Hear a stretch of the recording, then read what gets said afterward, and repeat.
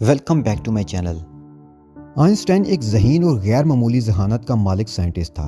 یہی وجہ تھی کہ بہت سے لوگ آئنسٹائن کے برین کی اسٹڈی کرنا چاہتے تھے کہ آخر اس میں ایسی کیا بات ہے جو اسے غیر معمولی بناتی ہے۔ شاید یہی وجہ تھی کہ آئنسٹائن کا دماغ چوری کر لیا گیا۔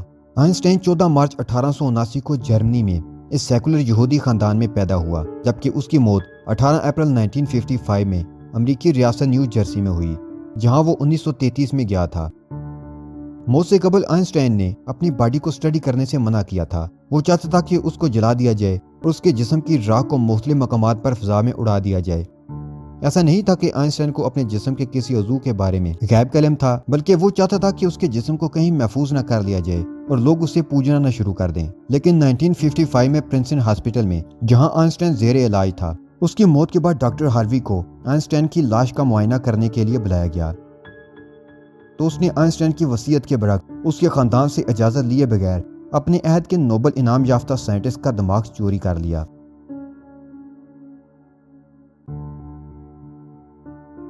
جب آئنسٹائن کا دماغ چوری ہونے کی خبر عام ہوئی تو ڈاکٹر ہاروی کو نوکری سے ہاتھ دھونا پڑا، تو اس نے آئنسٹائن کے بیٹے ہینس البرٹ سے درخواست کی کہ وہ اسے معاف کر دے۔ آئنسٹائن کی آنکھیں بھی نکال لی گئیں، جو کہ آنکھوں کے ڈاکٹر ہنری ابراہم کو ملیں۔ آج تک یہ آنکھیں نیو یارک میں کہیں محفوظ رکھی گئی ہیں۔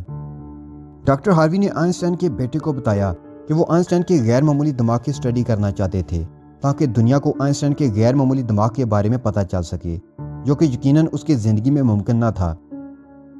اگرچہ ڈاکٹر ہاروی نے آئنسٹائن کے دماغ کے ٹکڑوں کو اور دیگر ڈاکٹروں کو اسٹڈی کے لیے بھیج دیا، تاہم اس نے باقی ٹکڑے اپنی ریسرچ کے لیے رکھ لیے اور بعد میں باقی ڈاکٹرز کی جانب سے آئنسٹائن کے دماغ کے ٹکڑے مانگے گئے، تو ڈاکٹر ہاروی نے یہ کہہ کر انکار کر دیا کہ ابھی اسے آئنسٹائن کے غیر معمولی دماغ کی اسٹڈی کرنی ہے، مجھے مزید 1 سال کا وقت درکار ہے۔ آئندہ 30 سالوں میں ڈاکٹر ہاروی آئنسٹائن کے برین کے ٹکڑوں کے ہمراہ میڈ ایسٹ کے علاقوں میں سفر کرتا رہا، حتیٰ کہ آئنسٹائن کا دماغ چوری ہونے سے متعلق خبریں بھی مقامی اخبارات میں شائع ہوتیں اور اس خبر نے مقامی توجہ حاصل کی۔ تاہم 1988 میں جب ہاروی نے اپنا میڈیکل لائسنس منسوخ کروا دیا تو پھر اس نے پریزن کا دورہ کیا اور آئنسٹائن کی پوتی سے بھی ملاقات کی۔ تھامس ہاروی کی موت 2007 میں واقع ہوئی، تاہم اس سے قبل ہی وہ آئنسٹائن کا دماغ پرنسٹن ہاسپٹل کو عطیہ کر چکا تھا۔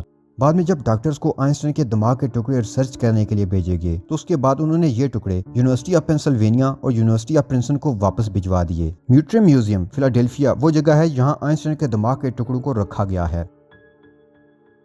آئنسٹائن کو معمولی آدمی نہیں تھا، بہت سی خفیہ طاقتوں کی اس پر نظر تھی۔ یہی وجہ تھی کہ آئنسٹائن کا دماغ چوری ہونے کے پیچھے بھی ان خفیہ طاقتوں کا ہاتھ سمجھا جاتا ہے۔ 1932 میں جب اس وقت آئنسٹائن نے امریکہ کی شہریت اختیار نہیں کی تھی تو امریکی ایجنسیوں نے اس کے خلاف ایک فائل تیار کر رکھی تھی، جس میں اس کی موت تک 1124 صفحات اس کے متعلق تحقیقات، شکوک و شبہات پر مبنی تھے، جو یقیناً اس کی موت کے ساتھ ہی بند ہو گئی۔ یاد رہے کہ آئنسٹائن کے بارے میں ایجنسیوں کا ماننا تھا کہ وہ کمیونسٹ نظریات کا حامل ہے، جو کہ امریکہ کے لیے خطرناک ثابت ہو سکتے ہیں۔ ممکن ہے کہ کبھی یہ مسٹری بھی سالو ہو کہ ڈاکٹر ہاروی بھی انہی ایجنسیوں کا ایجنٹ تھا جو آئنسٹائن کے دماغ کو حاصل کر کے مزید معلومات حاصل کرنا چاہتے تھے۔ اور یہ بھی ممکن ہے کہ کل کلاں کو دنیا کے سب سے بڑے لوگوں کے دماغ شیشے کے مرتبانوں میں رکھے مل جائیں۔ ممکن ہے کہ اسامہ بن لادن کا دماغ بھی کسی امریکی ایجنسی کے زیر نظر ہو اور امریکن سائنٹسٹ اس کے دماغ سے دہشت گردی پیدا کرنے والے خلیات کی کھوج میں مگن ہوں، اور حیرت یہ ہوگی کہ وہ کامیاب بھی ہو جائیں۔